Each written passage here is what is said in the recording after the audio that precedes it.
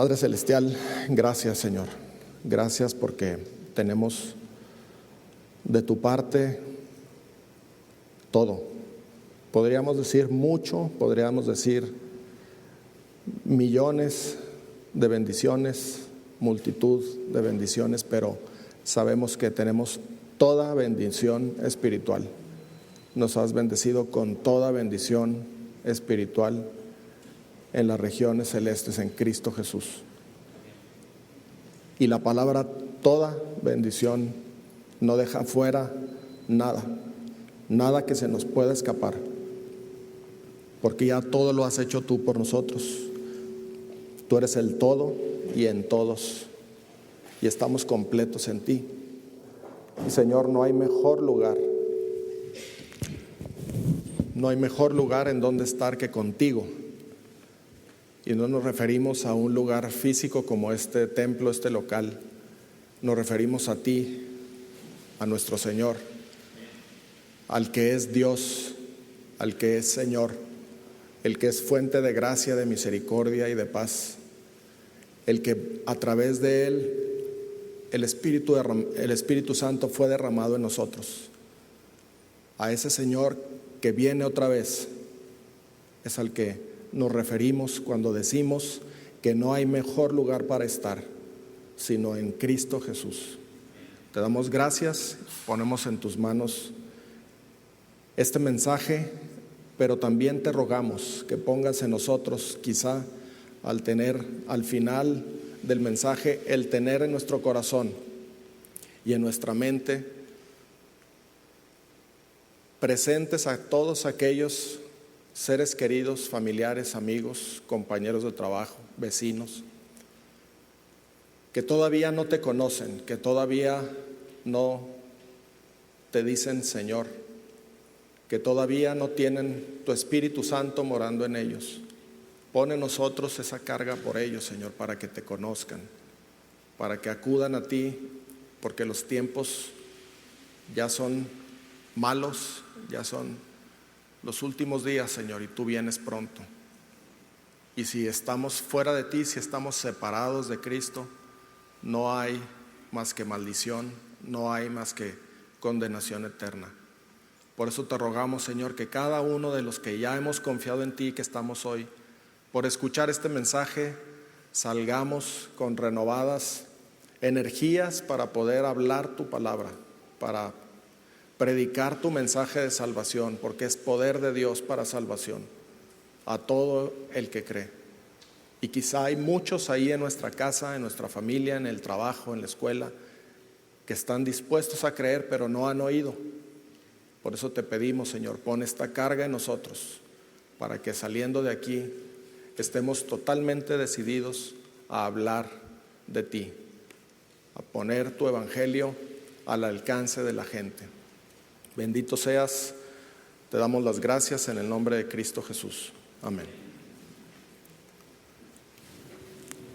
Tenemos aquí en pantalla el título del mensaje, teniendo el mismo sentir de Cristo. Y para los que somos creyentes de algún tiempo, cuando leemos este título, el texto que viene ahí abajo no es precisamente el primer texto en el que pensamos. Hay otro texto que habla muy directamente sobre esto. Está en la carta a los Filipenses. Sin embargo, aquí podemos ver también la misma idea en este texto. Y quiero, por favor, que vayamos a la carta a los Romanos, en el capítulo 9, versículos del 1 al 5.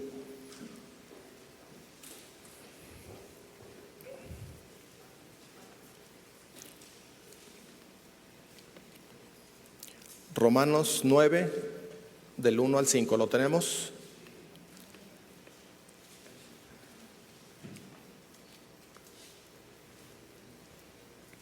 Dice así: verdad digo en Cristo, no miento, y mi conciencia me da testimonio en el Espíritu Santo, que tengo gran tristeza y continuo dolor en mi corazón, porque deseara yo mismo ser anatema, separado de Cristo por amor a mis hermanos, los que son mis parientes según la carne, que son israelitas, de los cuales son la adopción, la gloria, el pacto, la promulgación de la ley, el culto y las promesas, de quienes son los patriarcas y de los cuales, según la carne, vino Cristo, el cual es Dios sobre todas las cosas, bendito por los siglos. Amén. Es un pasaje impresionante, con una solemnidad mayúscula realmente. Lo que está haciendo Pablo en este pasaje, esas primeras palabras: verdad digo en Cristo, no miento, y mi conciencia me da testimonio en el Espíritu Santo, que tengo gran tristeza y continuo dolor en mi corazón. Pablo ha meditado profundamente en lo que está diciendo. No es la expresión de una emoción, no es la expresión sola de un sentimiento que él pudiera tener. Y me atrevo a decir esto porque Pablo está poniendo a Cristo como testigo. Eso en este tiempo, en el tiempo en que fue escrita la carta y en tiempos atrás al tiempo en que fue escrita la carta, era el equivalente a estar haciendo un juramento. Verdad digo en Cristo, no miento. Y lo expresa en ese nivel. Cuando nosotros ponemos como testigo a alguien de lo que nosotros hacemos o decimos, normalmente confiamos en que esa persona nos conoce, por eso lo ponemos como testigo. Y hasta podemos decir: pregúntenle a tal persona, pregúntale a mi esposa o a mi hijo o a mi papá o a mi amigo, o pregúntale. Ponemos una referencia de testigo porque sabemos que esa persona nos conoce. Y normalmente nos conoce a un nivel, ¿no? Conoce quizá nuestros dichos, nuestras acciones, pero ya entrando en un terreno de pensamientos, no siempre conocen lo que pensamos. ¿Y qué me dicen aún de la emoción que hay en nosotros o los sentimientos? A menos que los manifestemos, sería difícil que nos conozcan. Pero Pablo tenía la confianza plena en que Jesucristo lo conoce a él. Lo conoce al nivel de conocer sus pensamientos, sus emociones, sus sentimientos, y dice: verdad digo en Cristo, no miento, que tengo gran tristeza y continuo dolor en mi corazón. Cristo era testigo de esos sentimientos y del efecto que esos sentimientos estaban ocasionando en el corazón de Pablo. Tengo gran tristeza y continuo dolor en mi corazón. En Juan capítulo 2, 23 al 25, podemos leer que Pablo estaba en lo correcto cuando él confiaba en que Jesucristo conoce lo que hay en él. Este pasaje nos dice: estando en Jerusalén en la fiesta de la Pascua, muchos creyeron en su nombre, viendo las señales que hacía. Pero Jesús mismo no se fiaba de ellos porque conocía a todos. Conocía a todos. Y no tenía necesidad de que nadie le diese testimonio del hombre, pues él sabía lo que había en el hombre. Pablo estaba totalmente consciente de esto. Y dice: pongo a Cristo como testigo de lo que les estoy diciendo. Estoy diciendo la verdad, no miento. Es más, dice: mi conciencia me da testimonio en el Espíritu Santo. ¿De qué? De que tengo una gran tristeza y un continuo dolor en mi corazón. El pasaje nos aclara a qué se refería Pablo y de qué tristeza y por qué tenía ese continuo dolor en su corazón. El Señor Jesucristo te conoce, sabe lo que hay en tu corazón, sabe lo que hay en mi corazón, sabe lo que tú haces, lo que tú dices, lo que tú piensas, lo que tú sientes.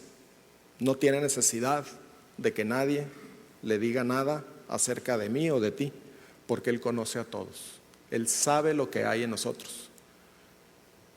Y eso nos da confianza, porque Él sabe que los que hemos creído en Cristo Jesús estamos en el verdadero y tenemos vida eterna.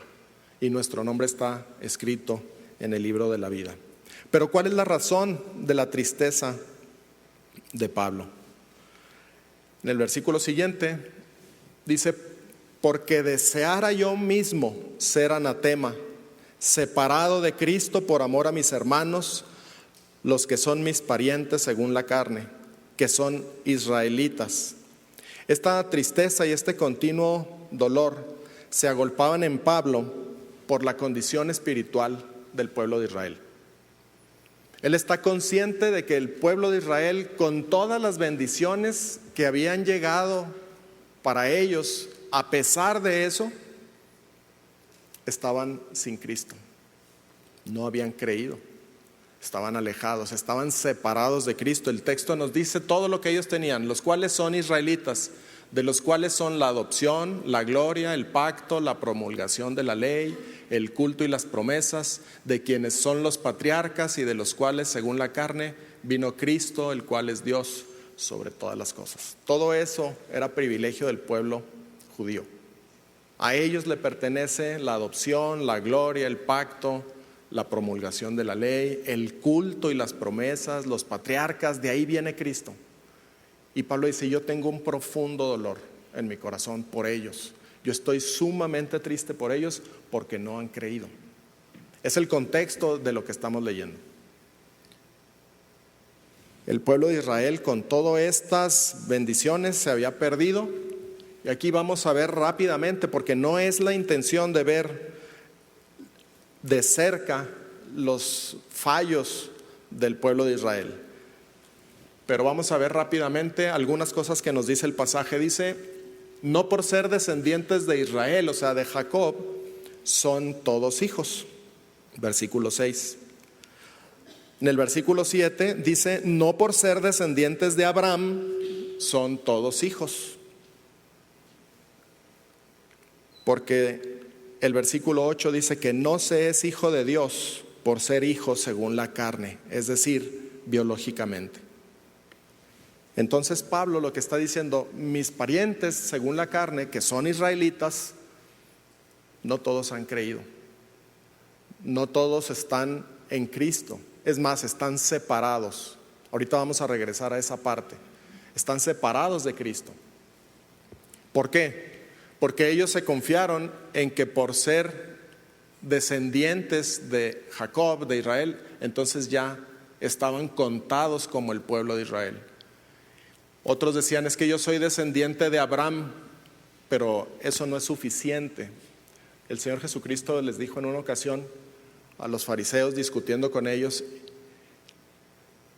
las obras de vuestro padre ustedes son las que están haciendo. Y ellos dijeron: nuestro padre es Abraham, no somos hijos de fornicación. ¿Qué les dijo el Señor? Ustedes son hijos de vuestro padre, el diablo, porque las obras de vuestro padre, el diablo, esas son las que están haciendo. Entonces, el ser descendiente biológico de Abraham no te constituye hijo. Por eso dice: no se es hijo de Dios por ser hijo según la carne. Vamos a ver lo que dice Juan, capítulo 1, del 11 al 13.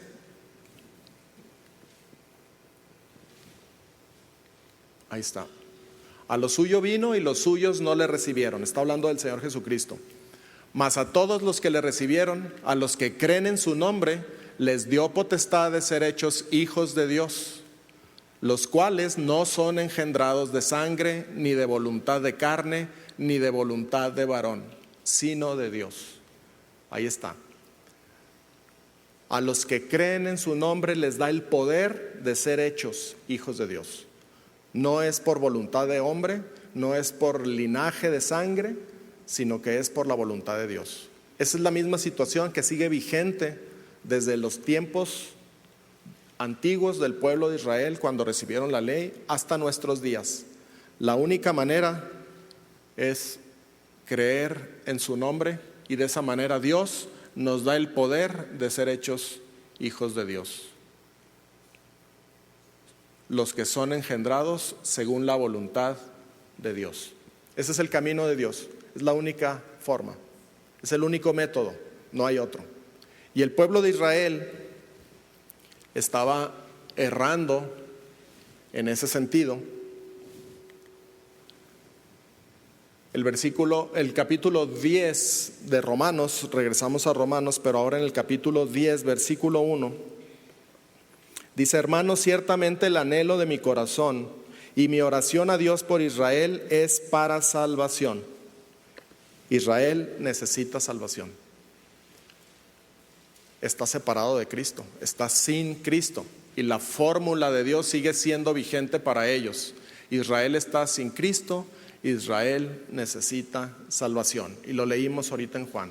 A lo suyo vino y los suyos no le recibieron. Y ahí se refería al pueblo de Israel, pero el pueblo de Israel se estaba confiando en otras cosas. A tal grado estaba confiando en otras cosas que menospreciaron a Dios.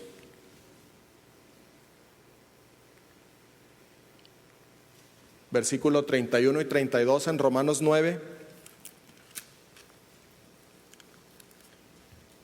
nos dice: mas Israel, que iba tras una ley de justicia, no la alcanzó. ¿Por qué? Porque iban tras ella no por fe, sino como por obras de la ley, pues tropezaron en la piedra de tropiezo. Entonces no alcanzaron esa justicia que es por fe, como lo vimos ahorita, porque iban tras ella, tras esta justicia, por obras. Cristo les fue tropiezo, lo dice el versículo 32, tropezaron en la piedra de tropiezo. Y estaba escrito para ellos que Dios Padre iba a poner una piedra que para muchos iba a ser tropiezo, pero les dijo a ellos y nos dice a nosotros hoy: el que creyere en Él no será avergonzado. Pero para ellos fue tropiezo, lo rechazaron, ignoraron la justicia de Dios, no se sujetaron a la justicia de Dios y procuraron establecer la suya propia. Romanos 10:3. Y finalmente, Israel fue rebelde y contradictor. Romanos 10, versículo 21. Pero acerca de Israel dice: todo el día extendí mis manos a un pueblo rebelde y contradictor. Este es más o menos, de una manera súper breve, muy rápida, el panorama de la condición espiritual de los parientes de Pablo, de sus hermanos según la carne, de los israelitas.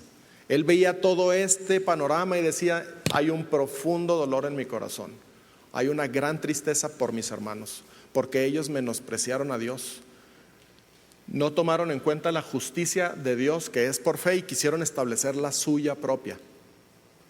Cuando fueron presentados a Cristo, Cristo les fue de tropiezo y lo rechazaron,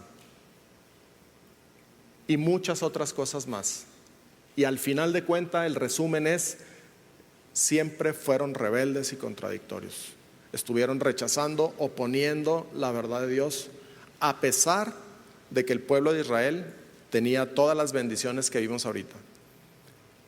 De ellos es la adopción, la gloria, la promulgación de la ley, el culto y las promesas. Y cuando dice el culto y las promesas se refiere a la posibilidad de adorar a Dios, lo que nos han estado diciendo varios domingos aquí el grupo de alabanza.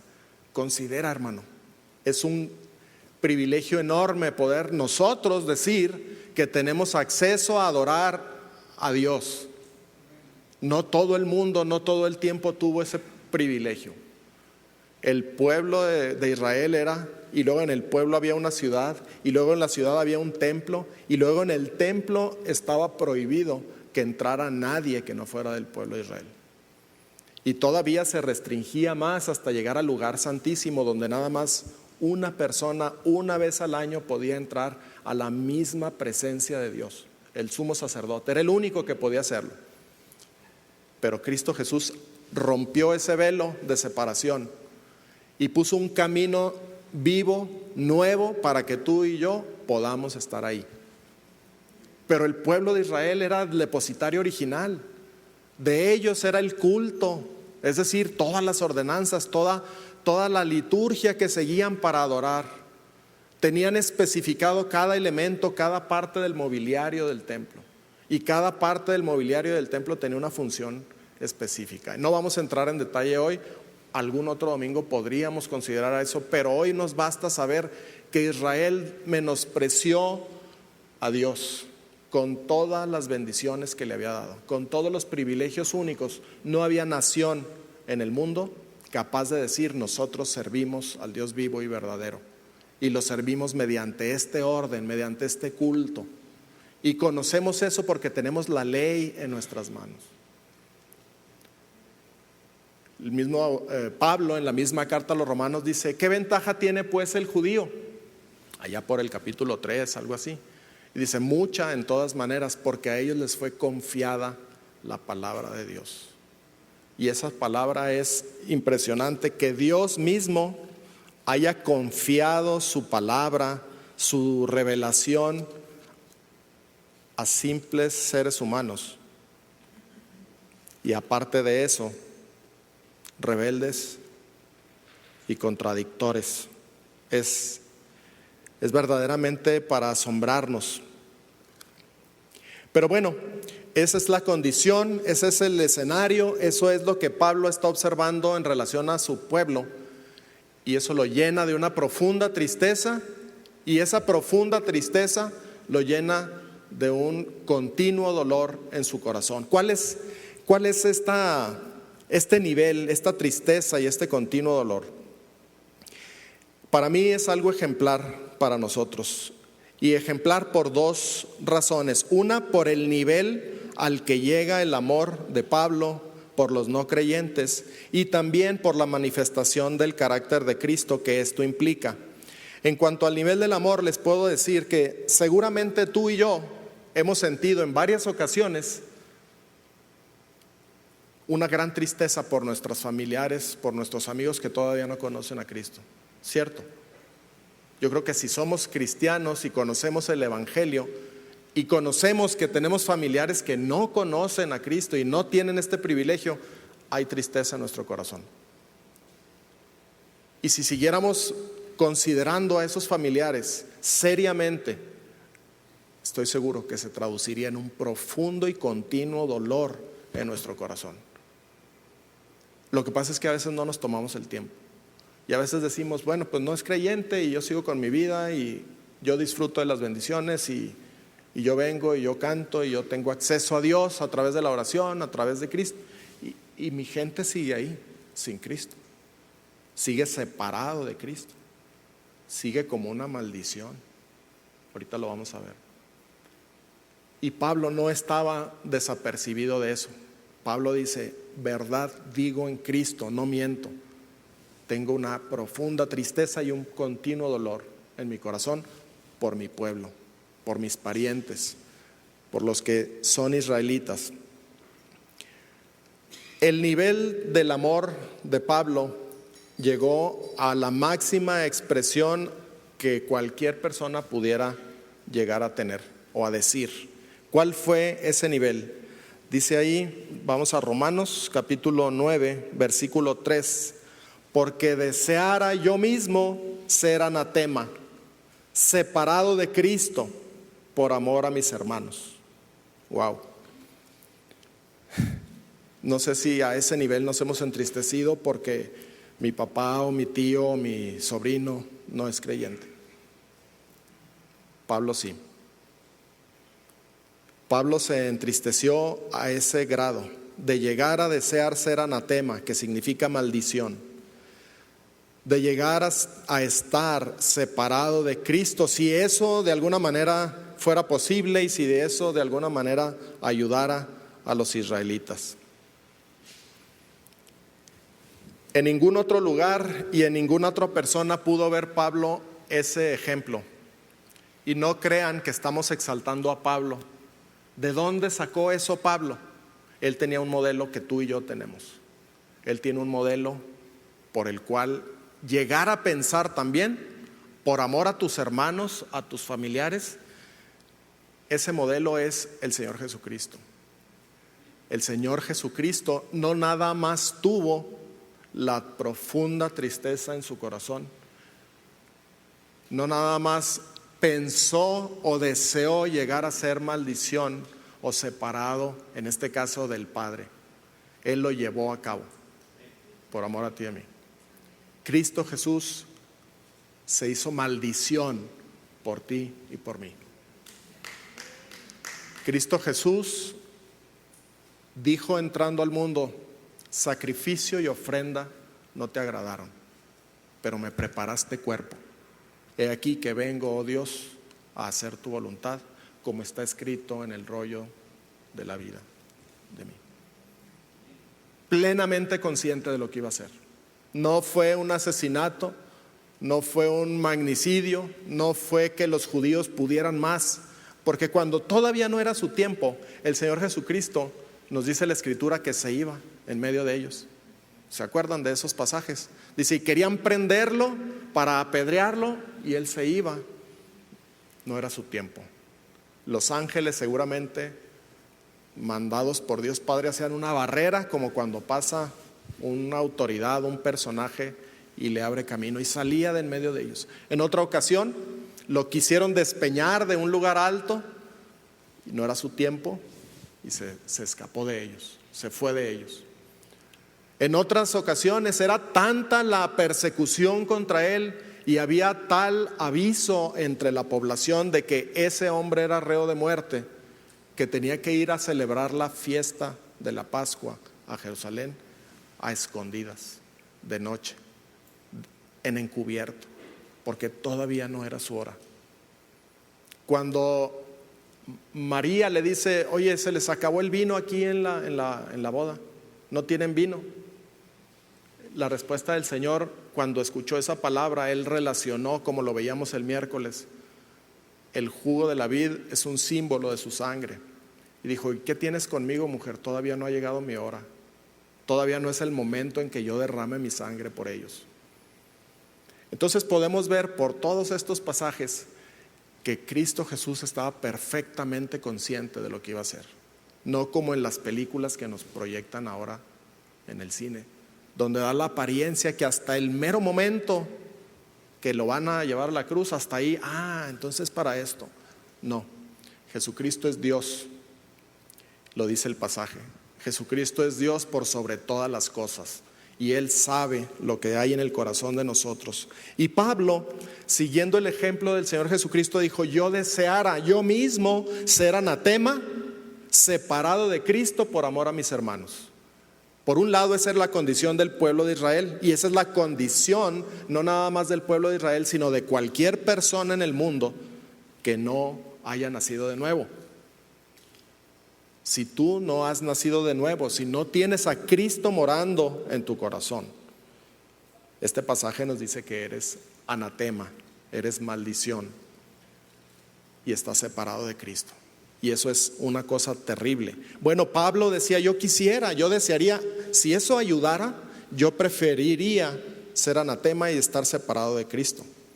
Ese modelo, ese anhelo, ese ejemplo lo vio en el Señor Jesucristo.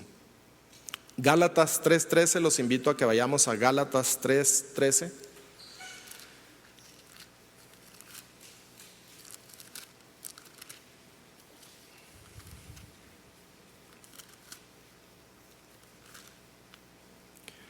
Cristo nos redimió de la maldición de la ley, hecho por nosotros maldición, porque está escrito: maldito todo el que es colgado en un madero. Cristo no nada más lo deseó, no nada más lo pensó, lo llevó a cabo.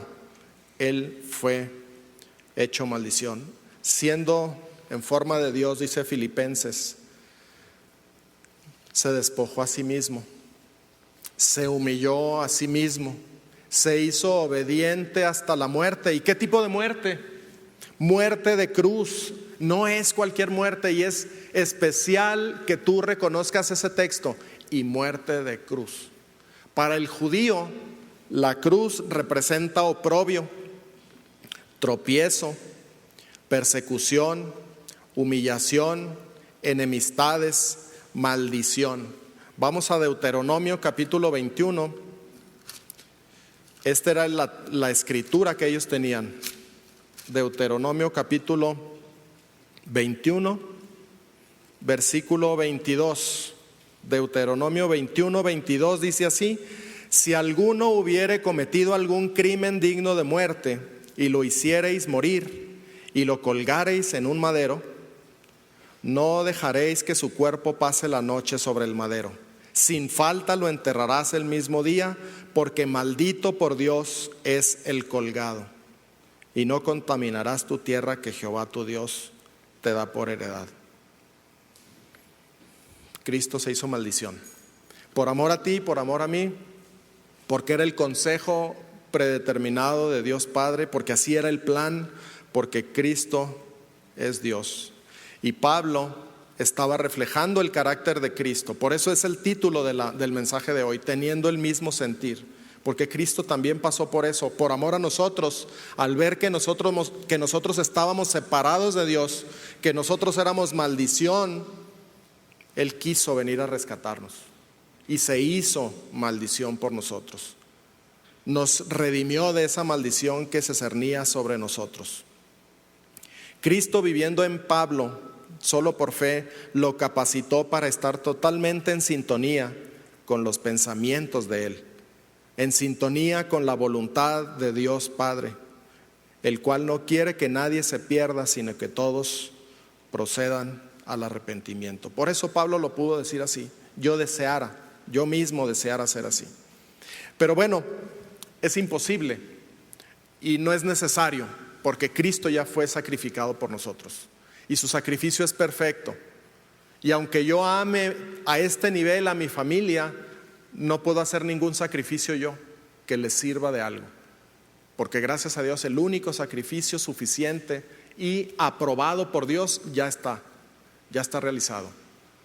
El Señor Jesucristo está sentado a la diestra del Padre en señal de que su sacrificio ha sido acepto, de que la obra está terminada. Él está reposando de sus obras a la derecha del Padre, intercediendo por ti y por mí, y por lo que tú y yo hagamos con su evangelio a favor de nuestros parientes. Le está intercediendo.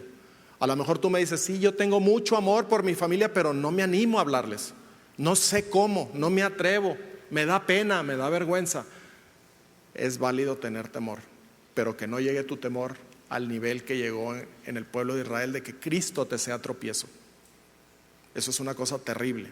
Decir: no, yo no quiero que me identifiquen como cristiano. ¿No será entonces que quizá no eres cristiano? ¿No será entonces que quizá Cristo te está haciendo tropiezo por tu incredulidad, no porque Cristo sea tropiezo? Revisa tu corazón. Cristo conoce tu corazón, conoce mi corazón, sabe lo que hay en el hombre. A Él no lo podemos engañar y lo podemos poner como testigo y pedirle: Señor, dame el nivel de amor que Pablo tenía por sus parientes, pero que viene como una imitación del único amor que tú tienes por mí y por mis familiares. Yo quiero reflejar ese nivel de amor que tú tienes. Pero hay una segunda cosa, dice: yo quisiera ser anatema, dice, ¿qué más? Separado de Cristo. ¿Alguien de ustedes ahorita se quisiera separar de Cristo? Yo creo que es la mayor locura que podríamos pensar, ¿no? Pablo lo estaba diciendo: por amor yo estaría dispuesto, yo desearía, si eso les ayuda a mis parientes, si eso les ayuda a reconsiderar su situación y creer en Cristo, yo estoy dispuesto a separarme de Cristo. ¿Y qué hay del ejemplo que Él siguió? El Señor Jesucristo se separó de Dios Padre. Yo creo que si vamos a Mateo, al Evangelio de Mateo, vamos a ir cerrando. En el Evangelio de Mateo, capítulo 27,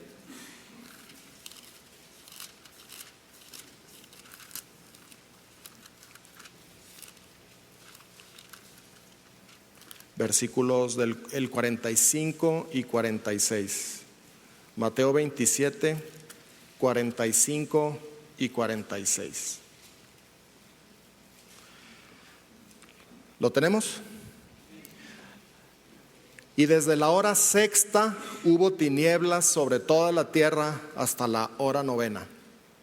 Cerca de la hora novena, Jesús clamó a gran voz diciendo: Elí, Elí, lama sabactani.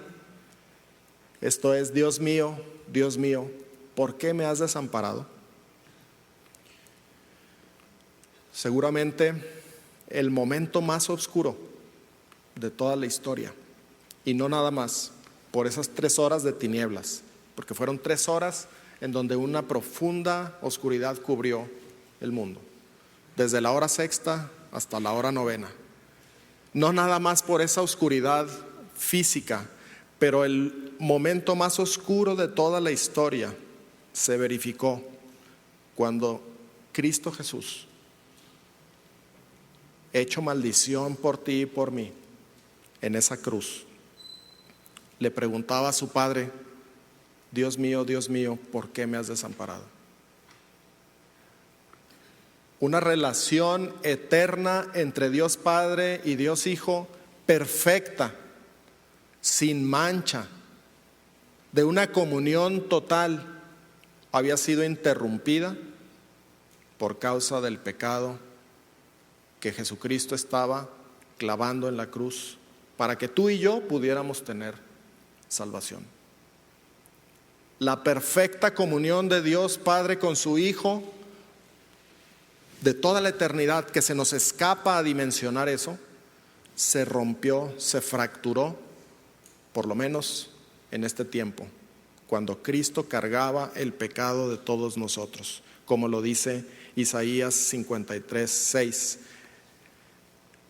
que Dios cargó en él el pecado de todos nosotros. Ahí se separó Cristo de su Padre. Elí, Elí, lama sabactani, ¿por qué me has desamparado, Dios mío? Estamos ante la presencia de un Dios santo que no tolera el pecado. Y en ese momento el Señor Jesucristo no alcanzó a ver a su Padre. Era parte del plan también. En ese momento estaba haciéndose expiación por el pecado de todos nosotros. Se estaba efectuando el pago de la deuda que tu pecado y mi pecado tenían registrada en el pagaré, en toda esa acta de decretos que nos era contraria, donde se relataban todas tus y mis fechorías, todos tus y mis pecados y los de toda la humanidad. Cristo cargó con eso y lo llevó a la cruz. Y en ese momento, al estar derramando la sangre, gota a gota, estaba siendo pagado el precio que nosotros merecíamos pagar y no podemos. Y hubo una oscuridad total, una separación. Y Pablo decía: yo desearía, por amor a mis hermanos, estar separado de Cristo. Bueno, Cristo, sabiendo este costo, sabiendo que él iba a pronunciar incluso esas palabras: ¿por qué me has desamparado?, dijo: yo quiero. Para eso me preparaste cuerpo, para que en este cuerpo de carne pudiera yo hacer efectivo el sacrificio que demandaba la ley, para que pudiera derramar mi sangre, porque si no se derrama la sangre, entonces no hay perdón de pecados. Y ya se había derramado la sangre de muchos corderos en la antigüedad, pero no tenían más que un alcance anual, y eso para tener ahí purificación de pecados. Pero la sangre de Cristo derramada en la cruz tiene poder para quitar el pecado. Por eso Juan dijo eso: he aquí el Cordero de Dios que quita el pecado del mundo. Y en esa cruz fue donde el Señor Jesucristo pagó y derrotó al pecado. Al que no conoció pecado, por nosotros lo hizo pecado, para que nosotros fuésemos hechos justicia de Dios en él. Segunda a los Corintios 5:21. Cristo se hizo maldición y se separó momentáneamente del Padre por amor a nosotros, para darnos salvación. Y Pablo tuvo ese mismo sentir. ¿Cómo podemos reflejar el nivel de nuestro amor? Por nuestros parientes, por nuestros compañeros de trabajo, por los compañeros de escuela, por los vecinos. ¿Cómo podríamos reflejar de alguna manera este mismo sentir que hubo en Cristo, que Pablo vio, que Pablo imitó, por lo menos lo verbalizó así solemnemente: verdad digo en Cristo, no miento.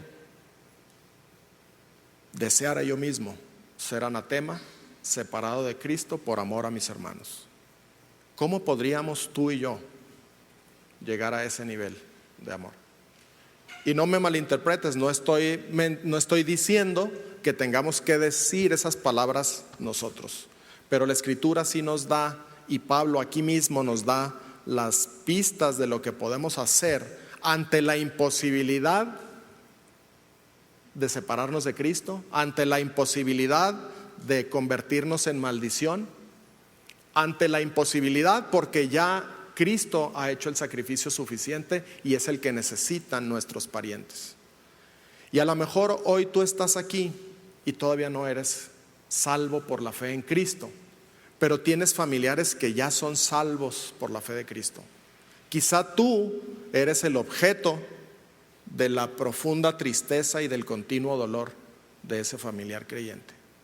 Yo te animo a que no menosprecies a Dios como lo hizo el pueblo de Israel. No menosprecies la forma que Él ha puesto. La justicia de Dios es por fe. No quieras poner tu propia justicia en base a cualquier cosa, a buenas obras, a caridad, a buen comportamiento, no sé.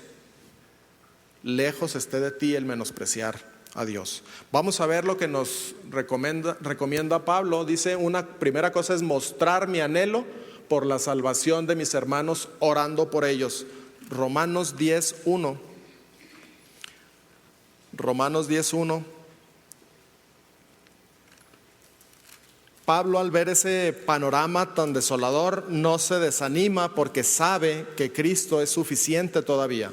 Hermanos, ciertamente el anhelo de mi corazón y mi oración a Dios por Israel es para salvación.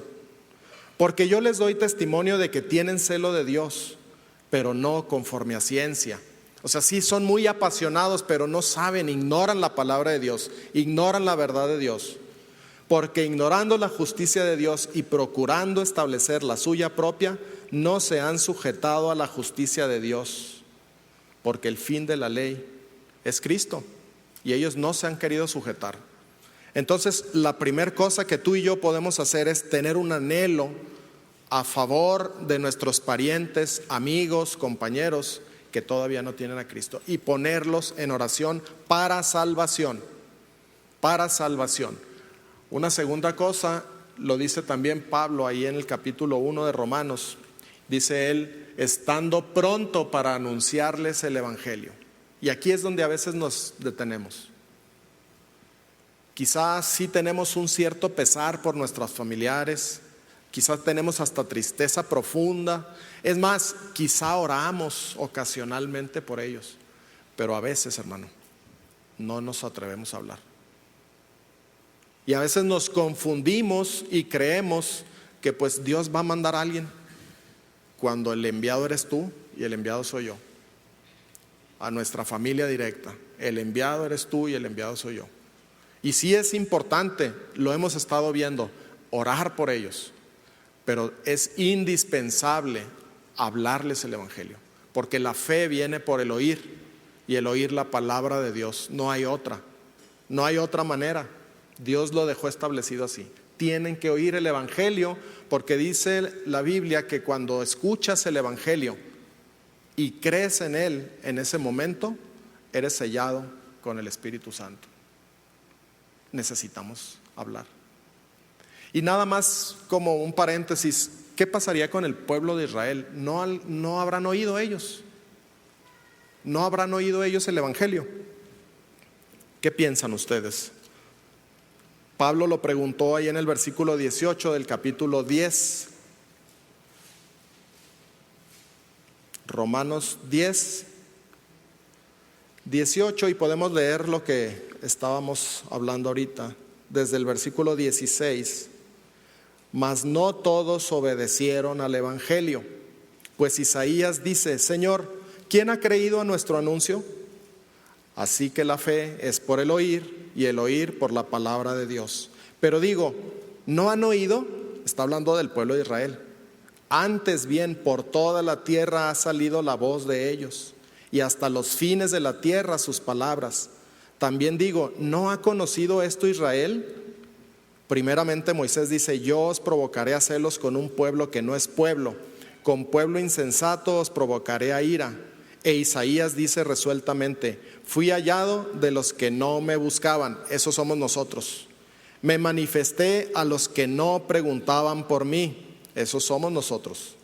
Pero acerca de Israel dice, todo el día extendí mis manos a un pueblo rebelde y contradictor. ¿Habían oído? Sí. El evangelio está claro desde el principio. La fe también, siempre ha sido por fe. Pablo lo dice en esta misma carta, dice, mas escrito está, el justo por fe vivirá. Y eso está en el Antiguo Testamento. Siempre ha sido el mensaje.